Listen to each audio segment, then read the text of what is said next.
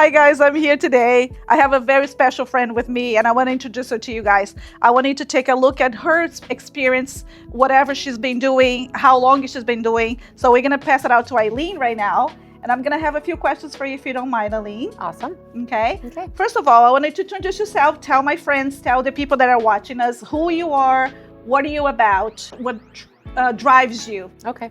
So my name is Eileen Modawar.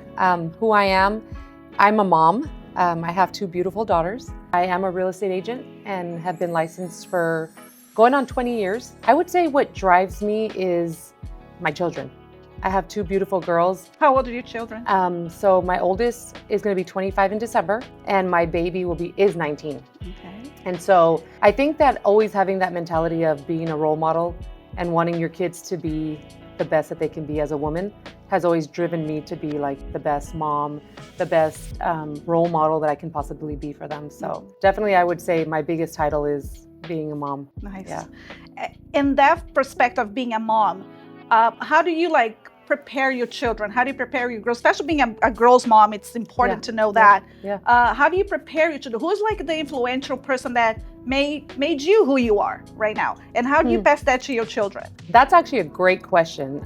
So let me start with, how did I prepare my children to being who they are?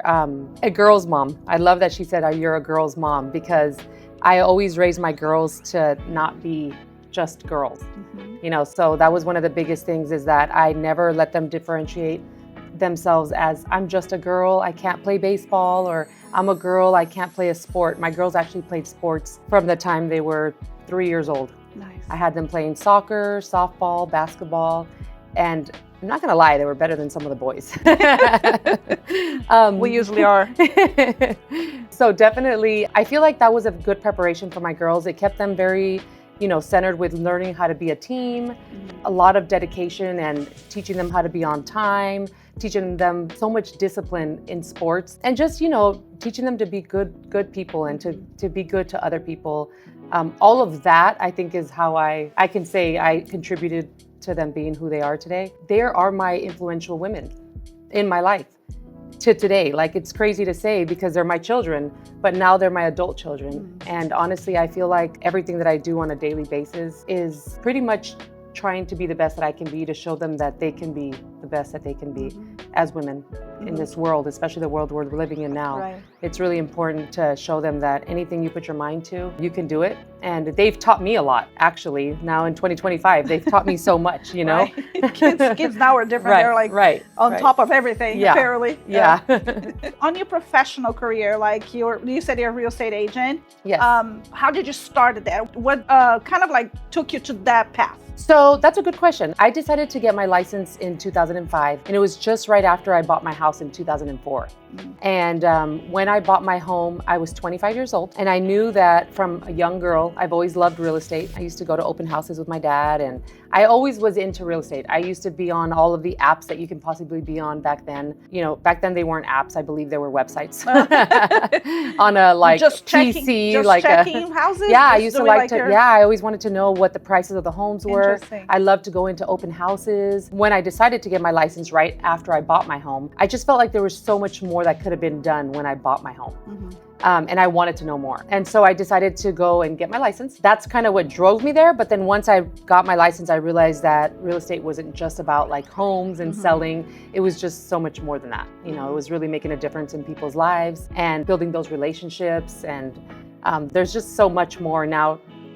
Fast forward to today, it's been almost 20 years, and I started my own team a year and a half ago, almost 2 years ago. And I found my niche after so many years and realized that what I really wanted to do was turn people's dreams into reality in real estate by really helping people not just buy a house, but to have a home for their family. So that's kind of how it got started, and it's changed as the years have gone. But at the end of the day, it's really brought me to where I feel like I should have been from the beginning, which is really learning my niche and really knowing why I'm doing this and why I'm in the business. And it's really just to make a difference in people's lives, and for the better, obviously. So what I want to know from you is I know that's beautiful, and we're doing what you're supposed to be doing, because I really believe you're doing what you're supposed to be doing.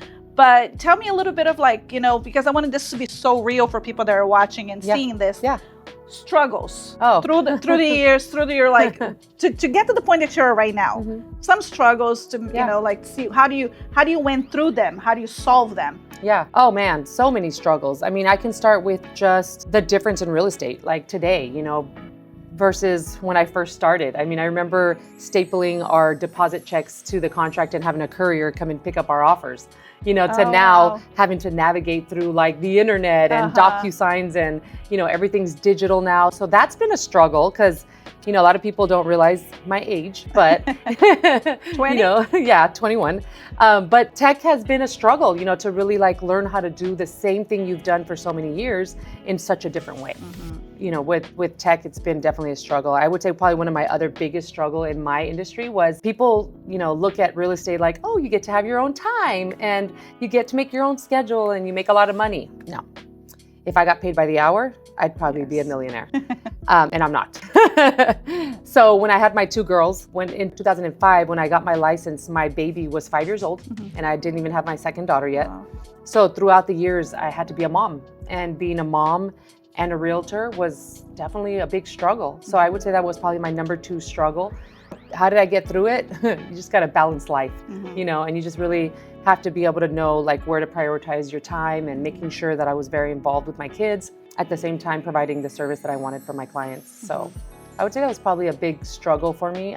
Here I am today with 2 adult children and I got through it and I'm still in real estate. So nice, that's pretty cool. Yeah. If you can give yourself your 20-year-old self an advice, what would that be? Oh God, if I could give if I can give myself a 20-year-old advice, it's hard to say because if I can give myself advice, there's so many things that I could say that I would say to myself, but I don't think I would want to change the way my life rolled out. You know, so I could say, don't go have a baby at 21, right? But then I wouldn't have my beautiful daughter, right? You know, and I could say, go to school, stay in college and, you know, get a really great education, but then I may not be where I am today. So giving myself advice when I was 20 years old is probably just to continue being the person that I am. Because I feel like I'm a very strong, very independent, always have been very independent, very strong-minded, very opinionated, some people may say. I speak aggressively, I talk aggressively, I do everything in a quick manner. And I think that's why we're friends. So I would say that the only advice I would give to myself, which I know sounds bad, is keep being who you are and don't ever change that for anybody. Because with the change of lives, it's really hard sometimes to say, I promise you I'm like a really nice person. You know, like I'm aggressive, but I'm a really nice person. And you want to change who you are sometimes. And at the end of the day, it's like, no, that's who you are. And people are going to like you for who you are, you know. And so I'm the same person when I'm at work. I'm the same person if I'm your friend, your sister, your daughter, a mother. I'm the same person and I've never changed that. So I would definitely say continue being who you are.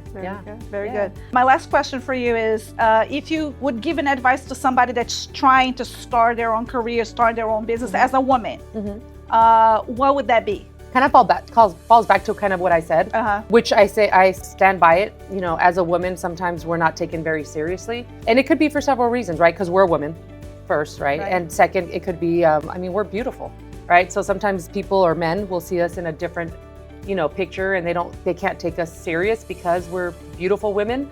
But I think that if I had some advice, is definitely stick to who you are. Don't ever change who you are.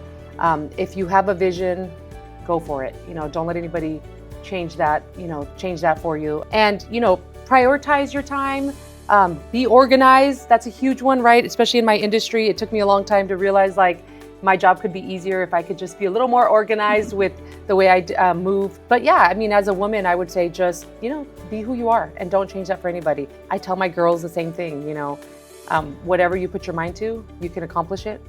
And however you think that is, that's how you should do it. Don't let anybody change that for you. So yeah. That's awesome.